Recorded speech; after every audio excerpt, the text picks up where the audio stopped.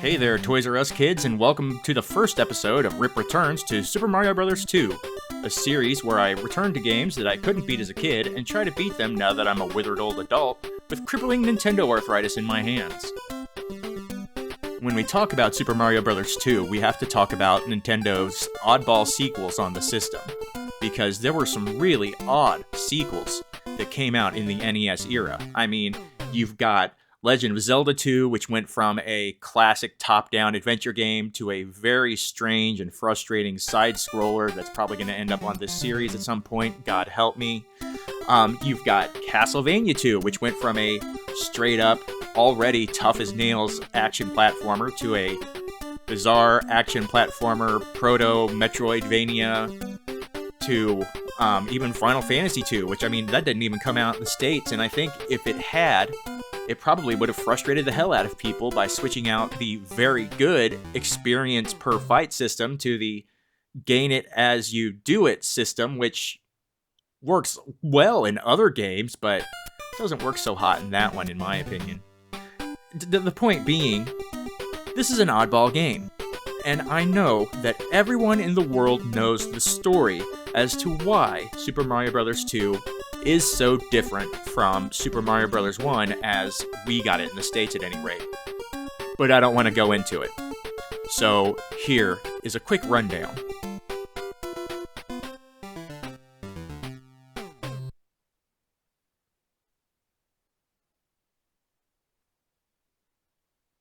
And let that be the last we mention of it. Frankly, I don't care how the game came to be. I like the game. I'm not going to be one of those people who goes on about it, or one of those people who insists on calling it Doki Doki Panic instead of calling it what it is, and has always been to me, Super Mario Bros. 2, the game and that great commercial for Toys R Us. So let's skip that and get on to the important business. The rules behind how this Rip Returns is going to work, and I gotta tell you, this time things are going to be a little bit different. Rule 1 is going to be no warps. Why? Because the warps are really hard to find and I don't feel like memorizing them. And also because I don't have the skills in this game.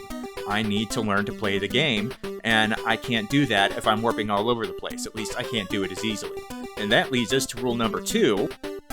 I'm not great at this game, and I never was. And I need to accept that, and that means knowing my limits.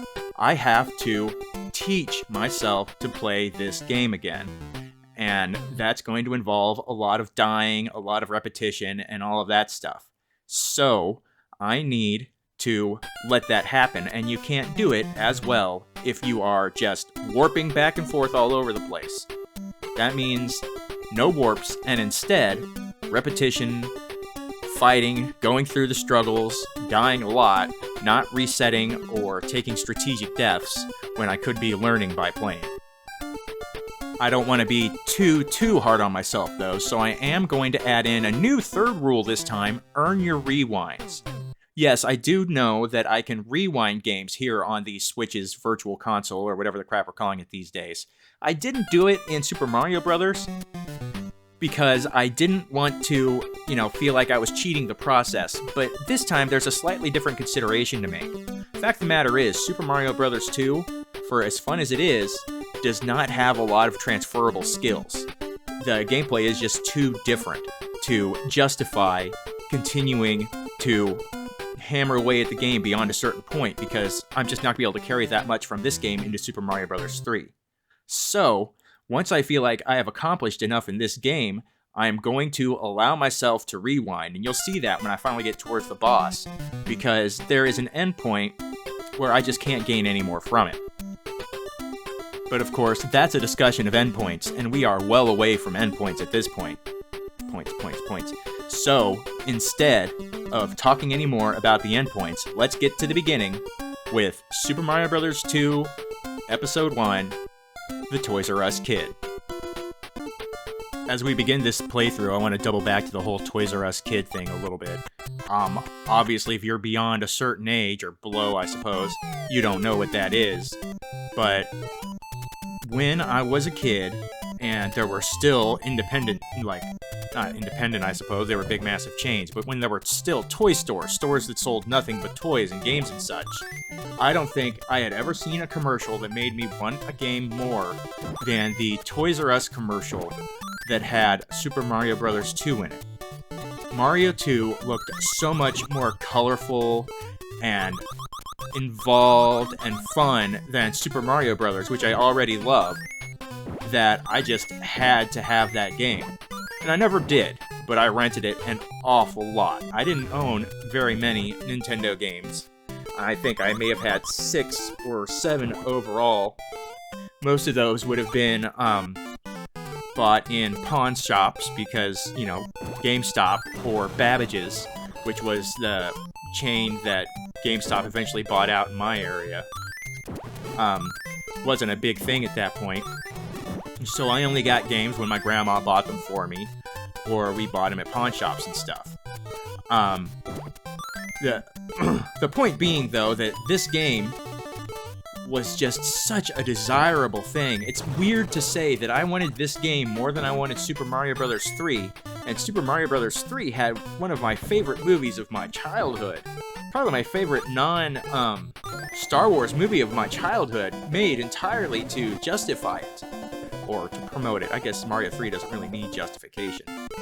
The point being that if I can still remember any commercial, 30 years later, that's got to be some sort of statement about what it meant for the product it was advertising. And even though this was only one of many products in that commercial, this is the only part I remember.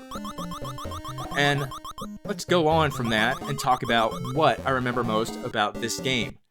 And frankly, it's the vast variety and the difference. The thing that people today would point at and say, well, that's just not Mario at all. Which is kind of weird. I mean, I show this game to my now 9-year-old son, and he gets a little weirded out by it because it is just so different. I mean, you can't jump on enemies to kill them. You occasionally get coins. I mean, look at that. You get 2 coins. You pick up a mushroom, and you get health. Shoot, that didn't become really a main time thing until Mario 64, and it still isn't in every Mario game, just the 3D ones.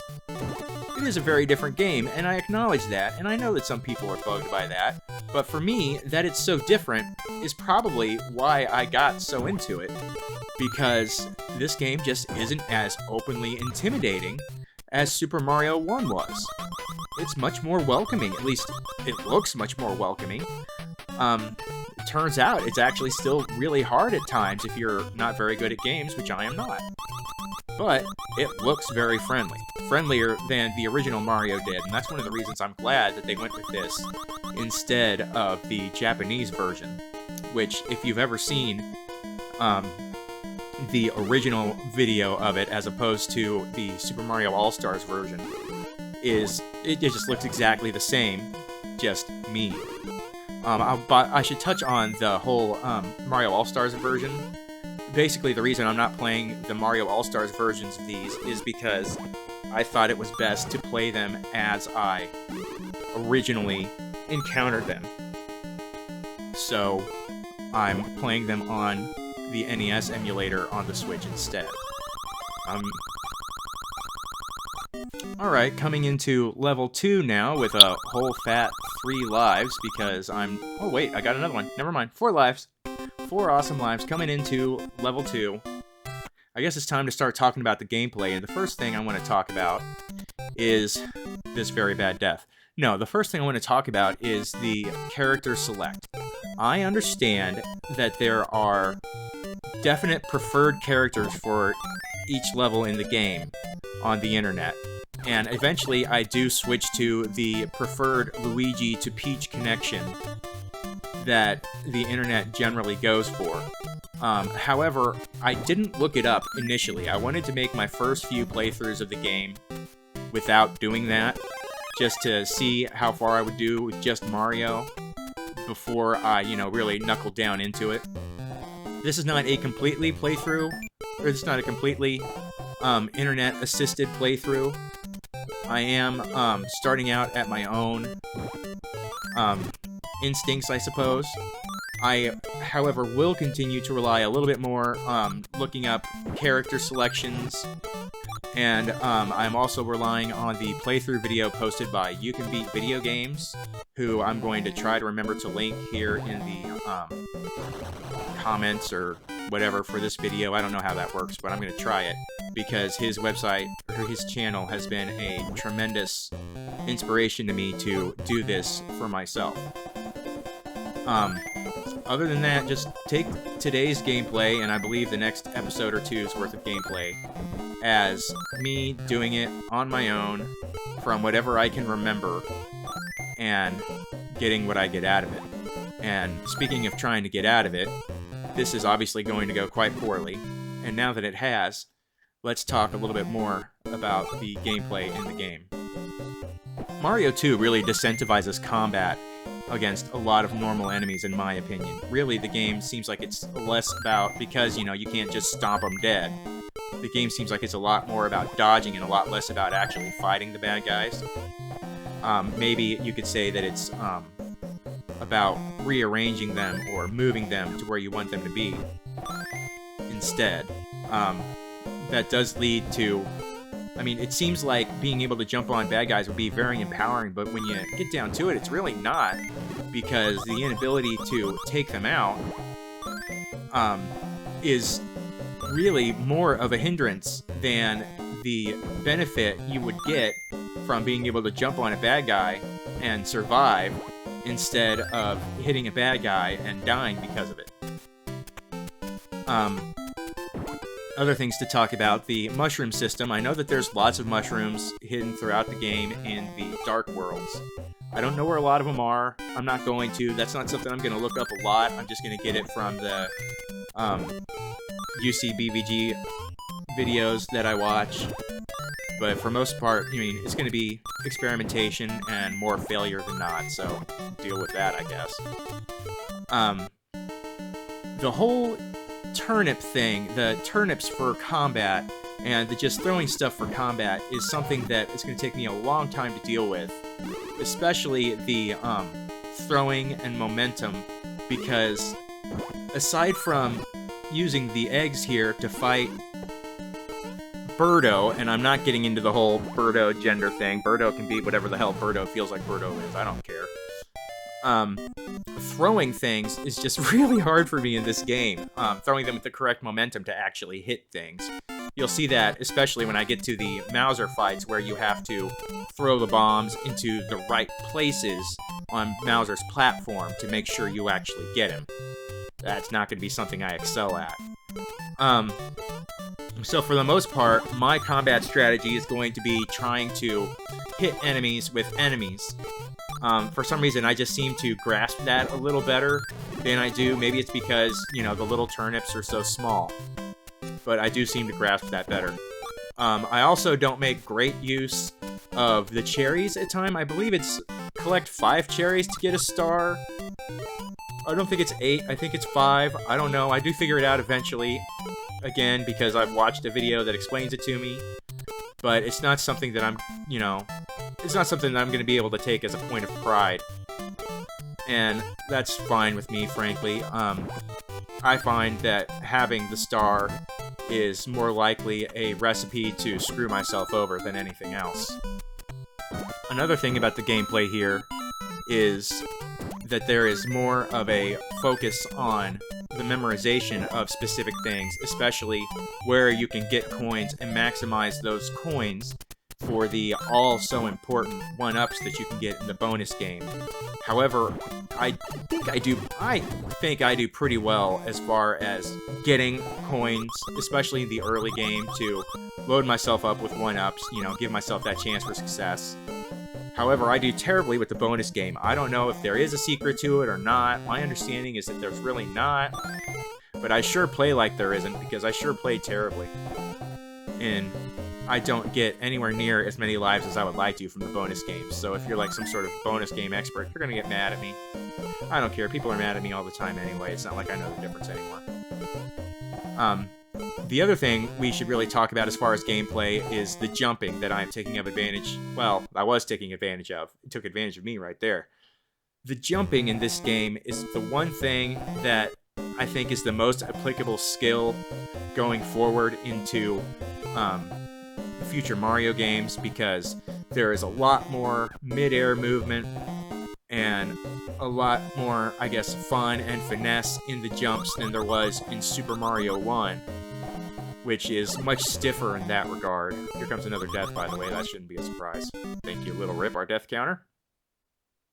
But although the jumping for, say, Luigi or Peach aren't as transferable, because Luigi is so loosey-goosey, and Peach obviously can float, there's just a lot more fun to be had in jumping in this game. And that's probably my favorite thing about it. However, it's not my favorite thing from when I was a kid. Without a doubt, my favorite thing as far as a gameplay mechanic when I was a kid was the digging. I loved digging through the sand. I don't know why. I think it was just, so different. It made me feel like I was really impacting the level. It reminds me of, and we'll talk about this when we get to Castlevania, one of my first Nintendo memories, since Castlevania was my first Nintendo game that I played on, my own, in my own home. Didn't own it, we just rented it. We also rented that Nintendo. That's a whole story. But I remember so distinctly breaking a wall and finding health in it in Castlevania, and how that was just the most amazing thing ever. And I think the enjoyment that I get out of digging through the sand in this game is very similar. And it's really frustrating to me in this playthrough, as I go through today in the future, how I handle the sand, because I enjoyed it so much as I was a kid, and I just don't enjoy it much as an adult. But that's what it is. Obviously, gameplay is much more varied, and there's a lot more that you can and have to do in this game. So we'll be able to talk about all that as it goes. It's also just a little bit more slippery, as you've seen with some stupid deaths, but it's still a lot of fun. Something else worth mentioning about this game, since we just use it, is it's got a much more forgiving checkpointing system than Super Mario Bros. 1 did, which had, one checkpoint at mid-level in everything but boss levels and World 8 levels. So you can take advantage of that, and continues. Having 2 continues is a big deal, obviously not so much in World 1. But that is something that I think made this game at least feel easier than it probably actually was for me as a kid, because you feel a little bit more like you're progressing if you get checkpoints. And, I don't know, it's just something that is noteworthy, because it kind of is disadvantageous for me as someone who needs to develop a skill set, because it would probably be more beneficial for me to have to replay an entire level or half of a level when I screw up, as opposed to having to replay a room, especially since you can manipulate rooms to get where you want to, like develop a checkpoint or reset a checkpoint, I guess would be a better way to put it. I know I'm going to have to take advantage of that in World 2 later on, but overall, I think it's just more friendly in the beginning, which is especially what you need when you're a younger kid trying to play these games, and that was the majority of the audience at this point. So I'm glad they did it that way. I'm just glad they did a lot of things with this game this way. I don't, why they did it isn't as important to me as the fact that they did, because this is the kind of game that I feel like really justified my love of Nintendo a lot more than some of the other, merciless slogs that I was playing back in the day. Like, Mega Man. There's a reason that I never owned a Mega Man game before Mega Man X. I could have asked for NES Mega Man games, but I didn't, because whenever I did play them via renting, or I know I had a sleepover where we memorably played Mega Man 3 for about 6 hours. Just so hard, so merciless. And, they're more fun for me now that I'm older, but, come on, I've platinumed, all but one of the Souls games, and honestly, I should go back and platinum 3. I don't want to go through the whole deal of making sure nothing bugs out, last ending I need to get, but that's not for talking about right now. But, This game is so much more friendly, although admittedly slightly less awesome than Mega Man, that it was very welcoming to me. And I think every aspect of the gameplay sort of reinforces that, even the very kooky ones. And honestly, you can't get much kookier than the whole Dark World thing. I mean, sure, it probably made, a lot of sense for why they developed it the way they did, I don't know. But to me, it just seemed like a radical reinvention at the time of the pipe treasure rooms. And, I never really did understand how they worked, but boy did I like that they existed. Because it was so cool to, play in silhouette. Something that I think, Donkey Kong Tropical Freeze has proven most recently, at least for me, and there's probably other games that have done it. But they're probably, the new prop of Tough as Nails still looks like they were made in the 90s retro platformers, and I gotta tell you, it's really hard for me to want to go and play a brand new game that looks like it came out when I was in my teens, because I've already been in my teens. I'm past my teens. My life's a lot more fun now than it was when I was in junior high. And, I don't want to go back to old games. Aside from these, apparently, which, frankly, I don't really want to go back to these sometimes. I just want to be able to say I finally beat the dang thing without, busting out the springs in my Super Nintendo or my Nintendo to get a Game Genie in there. Oh, well, memories, I suppose. Here's another frustrating attempt to get something going. You do get a single cherry can get you a life. I think only if it's in the first position. 2 cherries in the first 2 get you something. And then straights get you more. But if there's any pattern to this, I never do figure it out. And frankly, I think 3 stars should be worth a lot more than just 1-1-up. I mean, it's a frickin' Starman. He's waiting in the skies. He'd like to come and meet us, but he thinks he'd give us more than one frickin' 1-up, doesn't he, Bowie? Yes, he does. David Bowie's so mad about that, he died. Well, it's probably inappropriate, but he died years ago. The magic carpets are very interesting to me. Even as a kid, I was a little bothered by the idea that the magic carpet stopped and waited for you. Because, what's it doing? I mean, I played this before Aladdin came out, so it's not like the idea of a sentient, sassy carpet was a thing then for me. But I guess the big thing you could say about this game and how it impacted me, why it impacted me, is that this game just constantly feels like it's got things to explore and discover in a way that even Mario 1 really didn't, because the levels were all basically the same. And, well, they weren't, obviously the same, but they were just extensions on the theme. This one, things honestly get a little weird sometimes, and I really like that. Even today, when I'm getting ready to play a game I'm really excited about, what my favorite thing to do is to post a GIF of Bilbo running out of Bag End from the Hobbit movies, which I love. I'm sorry, I'm not gonna apologize for that. I love them. I think they're great. They are not great movies. They are extremely overdone. And I can tell you the exact moment where Jackson should have stopped. It was the testicle joke in Lake Town. That's when Jackson went too far for me in those movies. But I love exploration. I love that feeling of Bilbo running out of Bag End, map in his hand, yelling, "I'm going on an adventure." So I still post that. When Zelda comes out, which from today is going to be in 8 days from the day I'm recording this, when Tears of the Kingdom comes out, I'm going to post that. I'm going to be very excited to do it, because I am going to be going on an adventure. And Mario 2 is going on an adventure. An adventure that may actually be a stage play, which is also a fun idea that I'm glad Nintendo kept up. So for, a lot of reasons, this game is just fun for me, which is good because we're getting up to the part where it's going to get a little bit harder. We're going to be taking 8 lives forward here, and it's probably time that we talk a little bit more about the gameplay, specifically as we're seeing it. The whole idea here, obviously, there's a bit more backtracking that you should be doing here, depending on what your cherry count is and what you want to be doing at the specific moment. Like, do you want to delay when you get your cherries for later in the level, so that you can get a Starman at a more fortuitous time. Like right here, that Starman's just flat out wasted. But I'm also starting a fresh set of cherries to accumulate the next one, which isn't the worst thing in the world. Getting this jump is important, obviously, if you can get the right tuft of grass.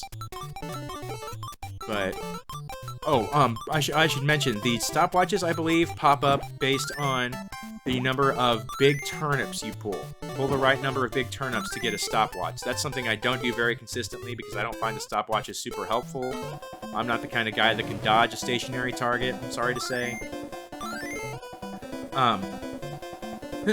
And by and large, going down into the vases, aside from the times when they contain, you know, mission critical items, like when they have a key in them, I often basically ignore it because there is that section in, I think, 2-1, where going down in the vases, you can go down in like 1 million of them, and they are all the exact damn same inside, so there's just no point. Although you do get a 1-up in probably 1-1, I think, before going down into 1, which is awful nice. 1-ups are awful nice all the time, aren't they? This is the first really challenging bit of the game, I would say, not just because of the mask, who's, was it Phanto? Yeah. Just the whole climb to get up here, and the fall race back down, and that little tricky bit there, and this little bit here where you have to dodge the Shy Guy just the right way, and then you have to dodge the shooter Shy Guy. That is the first real ratcheting up of difficulty in this thing, and then it just doesn't let up. This section right here isn't particularly bad, but then you get to the triple killer matinee over here, where you can really manipulate some things if you want to grab that POW and, you know, massage your cherry count in the right way. But luckily, I get to immediately repeat my mistake and come right back into the same room. And frankly, it really frustrates me when I take a hit on those, I don't know, Electro Ball dudes, because it's just needless. It's just a very simple bit of timing here. This is a situation where I probably shouldn't have collected that last cherry. I should have waited to collect the last cherry in the area so that I can get my Starman at a more fortuitous time. I mean, I don't know how much it would save to collect it at that last little bit, because it would be very hard to carry the Starman all the way to Mouser since you have to blow through this wall. But at least I have a vague concept of how the cherries are working. Not a great concept of how bombs work, apparently, the whole proximity issue. But here we are to Mouser, who was my favorite boss, probably because he was the one that I saw the most. Like I said, I mainly rented this game, and I never got very far in it, at least not without cheating. And if you cheat, you just, you know, go straight to the end anyway. Why bother playing the game? I have bomb catching down at least, I just don't have the bomb throwing in a good place. To get Mouser, I really need the bomb right there where it was. It's just hard for me to get it there. And we get, you know, I talked a little bit about this. It is disadvantageous from a learning perspective to immediately get thrown back into the boss room if you want to learn general gameplay. But if you just want to hammer away at learning the boss, this is a helpful bit of repetition. That's a good placement, I think. Nope, he's going to be too far away. Good bomb catch. Another decent placement, but the second one is better. That's going to be too far forward. No, it isn't. Oh, wow. I don't know what I'm doing in my own commentary. That should be perfect. Yeah, we're out of here. Good job. For all I know, that may be the first time I... Thank you, Little Rip, for that, but that may be the first time that I've beaten him that way without, you know, cheating. I'm sad to say Gimli won't be back for this video because there's no axes in this game. How's Gimli supposed to show up without his axe? That's kind of silly. It kind of frustrates me, though. I kind of like that gag. I don't know if anybody else did. It doesn't really matter if anybody else did. What really matters is that this is what I was talking about, where all of the friggin' vases are the same. I just talked about how this game was important to me because it was big exploration, and I'm very exploration-oriented in my gaming. That's why I love open worlds so much, when they allow me to explore and be free and see crazy stuff. But if all the dang vases are going to be the same, what is the point of exploring? Alright. I like the shells when they do show up here. They obviously aren't the same as they are in Mario. I don't know what they were in the original. So they're not as fun here is the important thing, but at least I can grab some coins. I know that you can manipulate the coins you get a lot more by exiting and re-entering levels, or rather doors and vases and stuff. I don't do that here until I don't know, 3 or 4 playthroughs, but I will get to it eventually. This series, I believe, will be shorter than the Super Mario 1 because it is a little more generous, and I think it's also a little bit of a shorter game, but it still has its own difficulties, and right here is the difficult of difficults. This is going to be one of the most frustrating areas in the entire early game for me, because as much as I love digging, you see me just slamming away at that sand. I love it, and I am terrible at managing how the Shy Guys come at me. Are the shooters also Shy Guys? No, they're not. They're Sniffets? Yeah, the shooters have a different name. They're Sniffets. I probably shouldn't call them shooters living in America, because things are so messed up here. Anyway, I got through there with minimal damage, which is surprising and will probably not be the case in these playthroughs. And we're on to the last regular Birdo before things start to get weird. There are a few more, pink Birdos in there before Birdo starts getting Flameo Hot Man on you. And that's just a terrible shot. You'll see Mario is probably the best to fight Birdo with, for me anyways. I have some real special times using other characters trying to play Birdo, or play against Birdo. But Birdo is still more fun. Birdo's the kind of boss you don't mind seeing at the end of a regular level, because it's not too challenging, but it can be sort of challenging, and Nintendo finds a few ways to, sort of change things up to make it more challenging without making Birdo harder, even though, there are the fire variants. So I don't complain too much about Birdo. I do, however, complain an awful lot about the start of this level. Holy cow, I am terrible. You saw me lose that little bit of health there. Yeah, things are going to get ugly from here on out, folks. I ain't going to lie to you, because there's no point in lying about how ugly things are about to get. The more that I watch this, the more frustrating it becomes that I am just routinely getting my bottom absolutely handed to me by these Cobra dudes. I mean, I don't think I can...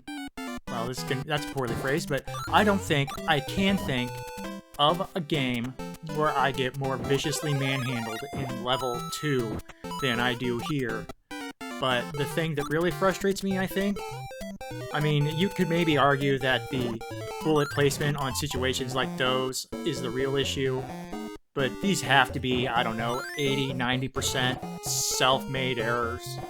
I don't know about completely unforced, but the averages are definitely going up in that direction. And it doesn't help that I continue to insist on checking all of these vases to see if there's anything interesting in them, because I think I've clearly established that there's not going to be. Oh well, we'll get back on to the misery that is the digging soon enough.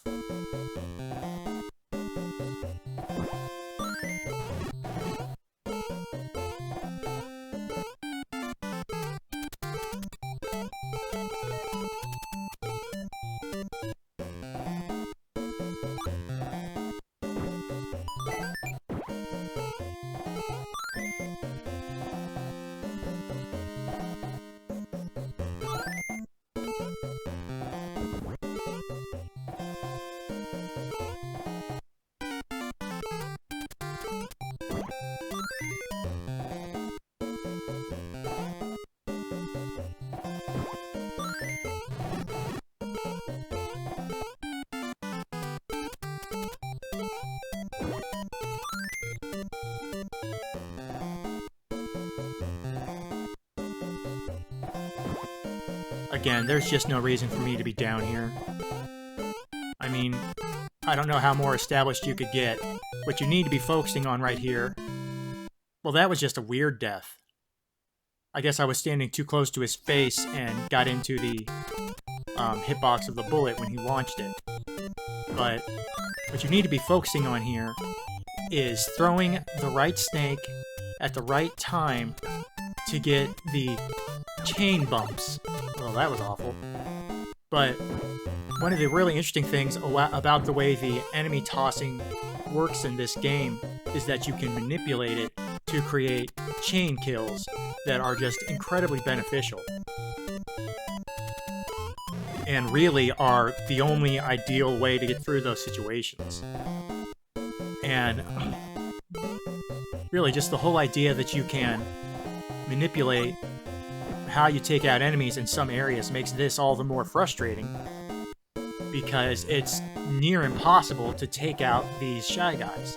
You can do it with, you know, careful placing and planning, but I mean, you're watching this video, you have to have caught on by now that planning is not my strong suit. So we're just gonna stumble and bumble and idiot our way through this, taking needless... Oh, for Pete's sake. I don't know who Pete is, but whoever he is, he doesn't want to have his name attached to that awful gameplay. Oh well. It really frustrates me now to know that the digging was my favorite thing about this game as a kid, and now I am just so very, very awful at managing it. You would think there'd be a better way, but as far as I can recall, the best I ever got at it was using the big ol' NES Advantage, which if you don't know what that is, look it up. It seemed like the coolest thing in the world. It was a joystick Nintendo controller with variable speed dials for turbo for A and B, and I thought it was the ultimate solution for playing video games. To be completely honest with you, I really wish I could have something like that in the modern day just for the sake of having it. But those times have passed. Times for a lot of things have passed, like time for me not sucking at these games have passed. And I sucked at these games beforehand, so I don't really know how that worked out. Anyway, we'll get a star here, a star that I probably should have saved for the ascent, but we've got it for now, so we'll take advantage and dig straight down. Like you should always do in Minecraft. You're not playing Minecraft if you don't dig straight down, you cowards. And try not to get hit. Try not to get hit. Oh my goodness. Oh my goodness, it's scintillating gameplay. Oh well, we're past all the danger now, aren't we? No. Alright, Birdo. I mean, come on. Couldn't you just, like, give up? Can't there just be, like, a 1 in 128 chance a Birdo will just be like, yeah. When I'm playing like that, why should he? Or she, I suppose. I don't know where the whole thing about Birdo's gender stands these days, and I don't necessarily care. It's a giant bird with an electric belly orb that shoots eggs at me. So that's really the only part I care about, is its open malice towards me. Not that, you know, anyone being openly malicious towards me is wrong, frankly, but oh well.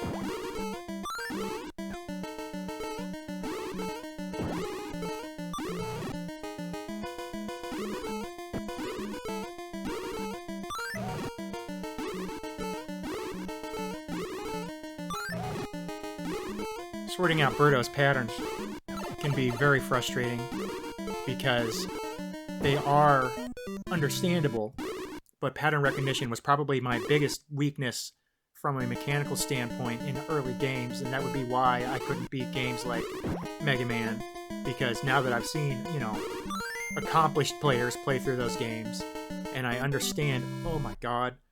Anyway, now that I understand that they are so heavily pattern-based, they seem much more approachable, though, frankly, Mega Man is still hard as hell. But I didn't develop any solid pattern recognition in gaming until the 3D era. And even, I mean, I've said before, with no small amount of pride, I've platinumed Bloodborne, Dark Souls 1 and 2, Elden Ring, and I've got all of the single-player trophies for Demon Souls. So, I obviously have learned pattern recognition, but there are still times when I just completely ass it. And, you know, make an ass of myself. Oh well. No extra lives.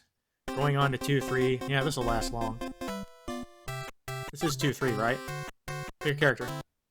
Yeah, 2-3. So we'll get to die in 2-3. That's something. Obviously, 2-2 is my first major weak point of the game, but 2-3 is not exactly taking it easy. This game really ratchets it up in World 2. I guess it's because this is a shorter game from, you know, the perspective of how many worlds it has. This here feels like a desperately secret-y area. But you're coming into 2-3 and you've got the Pitchfork Bros just bombarding you, and that's just no fun. Wasted a potion there, hooray. I'm sure those coins are going to come in handy when I die in 2 seconds.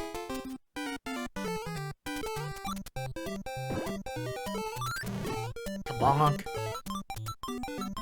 Oh dear god, that was even worse than I had thought.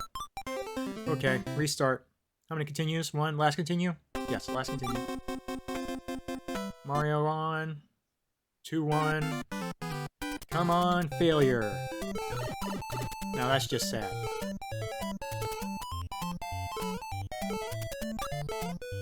See, right here, I should have picked one of them up and chucked him over to deal with that Cobra. I don't know, I haven't actually watched any speedrun type videos that I can recall from Mario 2. Speedruns give you... The speedruns don't really offer, I don't think, solid tips for the most part for games. I mean, not at the level that I play. But they do kind of help me in that, like me, a speedrun is heavily predicated on playing with reckless abandon, or at least what looks like reckless abandon. So they can give me the hint of where I really can do that. And if there's a spot where even a speedrunner seems to slow down and think about it, that's the kind of place where I really need to be saying, hey, let's back this stupid truck up for a second. For the most part, I don't really like watching a lot of gameplay videos. I mean, most of it is because most gameplay people are really annoying. I didn't even watch DGR for a long time because he just shrieks so damn much and makes such an ass of himself. But I do like watching Mario Maker content because those are levels that, I mean, there's so many of them, there's very little chance that I'll ever actually play them, so it's like I'm getting content that I would never get normally, which is more interesting to me than watching games that I could be playing instead. But I do occasionally watch some retro things, like I've said in other videos, and I think at the very least I like to watch videos like You Can Beat Video Games as essentially video walkthroughs because they're complete and fun and seem to be approaching a game in a way that, while obviously is better than I can approach it, still makes it seem as if it is approachable for me, and that's quite the con, if nothing else. Let's see how we do here. Got a cherry. That's worth something. Oh yeah, that's worth a big fat one up. I'll take that. No cherry, no nothing. And... oh, so close. Or maybe not. I don't know. I have no idea how it works. I said that.